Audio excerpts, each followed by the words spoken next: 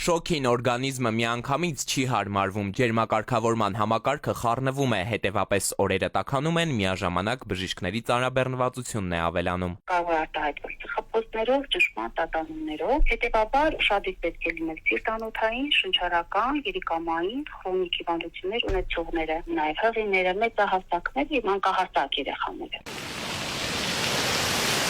Ամռան այս ամիսներին հանգստի մեկնողներն էլ շատ են, բայց որ վաստակած հանգիստը հետո անհանգստության պատճառ չդառնա ու տարբեր երկրներից տարբեր հիվանդություններով տուն չդառնաք, բժիշկների հորդորն են։ Նախապես իմացեք ուղղությունը, որ բռնել եք, ինչ ռիսկեր ունի, այդ երկրում, քաղաքում ինչ վարակներ կան տարածված, կանխարգելիչ դեղ խմեք կամ պատվաստվեք։ Այս տեղեկությունն ի դեպ փոխանցում են եւ Առողջապահության համաշխարհային կազմակերպությունից եւ Հիվանդությունների վերահսկման կենտրոնից։ Եթե հանգիստը տեղի ունենում բնության գրկում, հիմնական վտանգը դա միջատների սողունների խայթոցներն են եւ դրանցից ի հայտ եկող խնդիրները՝ քոր, այտուց, ալերգիա, որպեսզի պաշտպանված կանգնես, անհրաժեշտ է օգտագործել միջատապաշտպան քսուկներ, մեզ հետ ունենալ հակալերգիկ դեղորայք։ Եթե հանգիստը կազմակերպում ենք ծովափնյա երկրներում ուլտրամանուշակագույն ճառագայթման ինդեքսը բավականին բարձր է։ Հետևաբար արևարյուկից, արևահարությունից պաշտպանված լինելու համար պետք է խուսափել արևի ուղիղ ճառագայթներից։ Հակառակ կողմից մեր տարածաշրջան եկողներին էլ օրինակ աշխարհի ամենատարբեր կետերում հորդորում են կատաղության, կարմրուկի, հեպատիտ A,